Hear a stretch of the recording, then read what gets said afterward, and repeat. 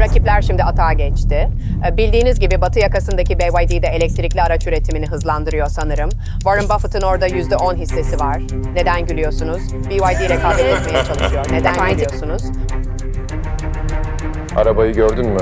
BYD adını ilk kez duyduğunuzda bu da neyin nesi diye düşündünüz mü? Hani bir dönem Çin'in vasat sedanlarıyla anılan, otomotiv esprilerinin hedefi olan o marka. Şimdi dünya elektrikli araç pazarında, satış rakamlarında Tesla'yı sollamış bir lider. Nasıl oldu da taşlamaların odağı olan bir şirket, küresel arenada zirveye çıktı?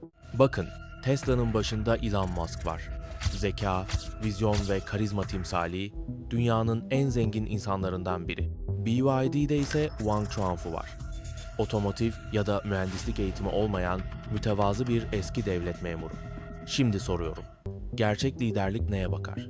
Sadece karizmatik liderlik mi yoksa fırsatları fark edip değerlendirme becerisi mi? 2021'de Tesla tam 930 bin araç satarken BYD yalnızca 590 binde kalmıştı. Arada koskoca bir uçurum var. Şunu biliyor muydunuz? Warren Buffett 2008'de BYD'ye yatırım yaptı. BYD genç ve umut vadeden dinamik bir büyüme yaşayan bir şirket. İnovasyon ve teknolojide bir lider, ortak gücümüz ileri teknoloji işbirliğine dayanmaktadır ve BYD'nin parlak bir geleceği var. Dünyanın en büyük yatırımcısı, o dönemde dalga geçilen bir Çin şirketine ortak oluyor.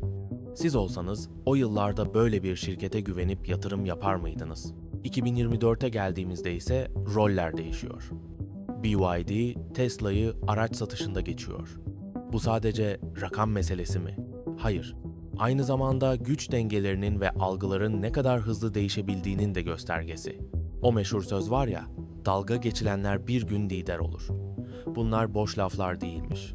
Şimdi gelin, BYD'nin bu muazzam dönüşümünün kilometre taşlarını kronolojik bir yolculukla birlikte keşfedelim.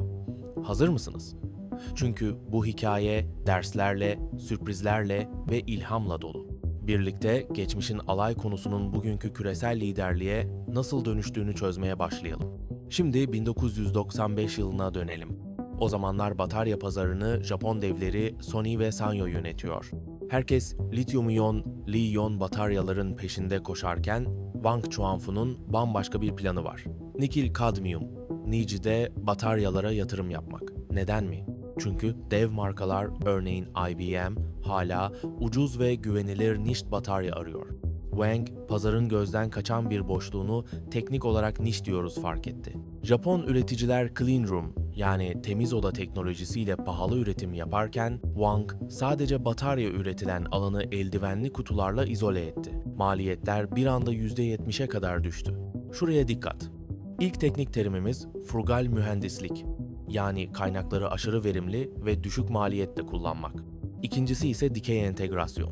BYD, üretimin tüm aşamalarını kendi çatısı altında topladı ve işçilik maliyetinin düşük olduğu Çin'de üretim yaparak Japon robotlarına fark attı. Bir Japon mühendis BYD'nin eldivenli kutu çözümünü görseydi, muhtemelen "Ciddi misiniz? Burada mı batarya yapıyorsunuz?" derdi. Ama işin sırrı şu, karmaşıklaşmak mecburi değil. Bazen akıllı sadeleşme rakipleri alt eder. Kendi işinizde böyle bir sadeleştirme mümkün mü? Sahi, siz olsanız risk alıp eski teknolojiye yatırım yapar mıydınız? Nokia ve Motorola gibi devler de BYD'nin müşterisi oldu. 2002'de BYD, Çin'in batarya pazarının %31'ini elinde tutuyordu. Buradan sağladığı nakit akışıyla otomotiv sektörüne hızlı bir sıçrama yaptı. Yani ilk büyük kilometre taşı tam da burada kondu. Peki her şey toz pembe miydi? Tabii ki hayır. BYD Otomotiv geçtiğinde ilk ürettikleri arabalar piyasada ciddiye alınmadı. Hatta dalga konusu oldular. Kapıların kapanmaması, vasat tasarımlar, hatta espri konusu. Bu arabanın önü Corolla, arkası Chevrolet Optra. Siz böyle bir markanın geleceğini parlak görür müydünüz? Gelin 2020'ye, pandeminin dünyayı sarstığı o kritik döneme bakalım. Satışlar sıfıra inmiş, fabrikalar kapanmış, 224 bin BYD çalışanı işsiz kalma tehlikesiyle karşı karşıya. Şimdi size soruyorum, yöneticisi olsanız ne yapardınız? Wang Chuanfu, otomobil üretim hatlarını kısa sürede maske ve dezenfektan üretimine çevirdi. İşte burada iki önemli kavramı görüyoruz. Birincisi dikey entegrasyon, yani tüm tedarik zincirine sahip olmak. İkincisi ise operasyonel çeviklik üretimi hızla başka bir ürüne yönlendirebilmek.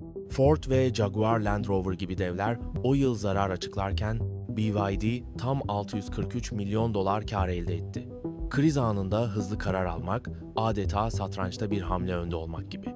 Sizce başka hangi sektörler böyle bir çevikliğe sahip olabilir? İşte yorumlarınızı en çok burada merak ediyorum. Dalga geçilen bir markanın hayatta kalma ve büyüme yolculuğunda esneklik ve operasyonel çevikliğin ne kadar hayati olduğunu BYD bize canlı bir örnekle göstermiş oldu. Bu stratejileri kendi işlerinizde nasıl uygulayabileceğinizi hiç düşündünüz mü? Şimdi akıllardaki asıl soruya geliyoruz. BYD, Tesla'yı nasıl geçti? Kısa cevap, teknolojik atılım ve maliyet devrimi. Mesela Tesla Model 3'ün üretim maliyeti 2022'de 36 bin dolara indi. Ama BYD, Çin'de Seal modelini 15.270 dolara satıyor. Bunu nasıl başardılar, tahmin edebiliyor musunuz? İşte burada devreye Blade batarya giriyor. 2020'de tanıttıkları bu yeni nesil batarya, lityum demir fosfat LFP teknolojisine dayanıyor ve çivi delme testinden geçiyor. Yani bataryaya bir çivi batırdığınızda bile alev almıyor. Elektrikli araçlarda en çok korkulan şey olan termal kaçak, thermal runaway riskini minimize ediyor. Buradaki teknik terimlere bakalım. Birincisi LFP batarya kimyası. Bu teknoloji bataryaları hem ucuzlatıyor hem de daha güvenli hale getiriyor. İkinci terim batarya maliyet optimizasyonu. BYD, bataryadan motora kadar tüm süreçleri kendi bünyesinde yaptığı için dikey entegrasyon avantajını kullanıyor. Düşünün ki 2024'te Tesla bile BYD'den batarya tedarik etmeye başladı. Evet, bir zamanların alay edilen şirketi bugün rakiplerinin tedarikçisi. Sizce bu dönüşüm yeterince ilham verici değil mi? Ayrıca devlet destekleriyle BYD her aracı 2 ila 4 bin dolar daha ucuza üretiyor. Yani ileri teknolojiyle maliyet avantajını birleştirerek piyasadaki liderliğini pekiştiriyor. Bu strateji başka hangi endüstrilerde işe yarayabilir, hiç düşündünüz mü? Peki BYD'nin ürün stratejisinde ne farklı? Tam elektrikli BEV ve plug-in hibrit PEE modelleri bir arada sunuyorlar. Yani şehirde elektrikli, uzun yolda benzinli motora geçen hibritler sayesinde menzil kaygısı ortadan kalkıyor. Bu çeşitlilik milyonlara ulaşmanın anahtarı. Şimdi Çin'de 4 farklı gelir grubu var. Tesla genelde üst segmente odaklanırken BYD fiyat avantajı sayesinde orta ve alt gelir gruplarına da hitap ediyor. Bakın, 2024'te en çok satılan 6 elektrikli, hibrit modelden 5'i BYD'ye ait. Ürün çeşitliliği ve maliyet erişilebilirliği burada tam bir oyun değiştirici. Teknik bir bakış açısı, BYD, PHEV batarya maliyetini %20-30 oranında düşürdü. Maliyet bariyeri dediğimiz engeli yerli üretim ve devlet teşvikleriyle aştı. Tesla ise Çin pazarında bu hızda ölçeklenemedi. Bu arada devlet teşviki ve ölçek ekonomisi gibi kavramlar burada hayati rol oynuyor. Şimdi size bir soru. Bir markayı gerçek lider yapan nedir? Sadece teknoloji mi yoksa fiyat ve erişim mi? BYD hem teknolojik yenilik hem de erişim kolaylığıyla liderliği ele geçirdi. Sizce kendi sektörünüzde benzer bir kombinasyon mümkün mü? Bugün BYD, Çin'in en uzak köylerinde bile bulunabiliyor. Fiyat, erişim ve hibrit inovasyonuyla pazara tam anlamıyla hükmediyor. Bu stratejiler başka hangi alanlarda uygulanabilir sizce? Şimdi BYD'nin yükselişinden çıkarabileceğimiz 3 temel dersi özetleyelim. Birincisi, sürdürülebilir bir nakit akışı, cash flow yaratmadan büyük hayallerin peşinden koşmak riskli. Wang Chuanfu önce batarya işinden gelir elde etti. Sonra otomotive geçti. Yani devrim yapmak isteyenler önce mali temelini sağlam kurmalı. İkincisi, yenilik illaki karmaşık ve pahalı olmak zorunda değil. BYD'nin eldivenli kutu sistemi gibi bazen basit ama akıllı çözümler oyunun kurallarını değiştiriyor. Frugal mühendislik ve minimalist inovasyon kavramlarını kendi işinizde hayata geçirebilir misiniz? Üçüncüsü, eleştirileri ve alayları fırsata çevirmek. Wang Chuanfu'nun topladığı o taşlar sonunda dev bir kaleye dönüştü. Burada psikolojik dayanıklılık ve resilience kavramları devreye giriyor. Siz de sektörde dalga geçilmeye hazırlıklı mısınız? Hikayenin sonunda küçümsenen bir marka bugün küresel dev oldu. Şimdi size soruyorum. Sizin alanınızda hangi taşları biriktirip nasıl bir kale örebilirsiniz? Fikirlerinizi, yorumlarınızı paylaşmayı unutmayın. Sorularınızı da her zaman bekliyorum. Beni dinlediğiniz için çok teşekkürler. Bir sonraki bölümde tekrar görüşmek üzere, hoşça kalın.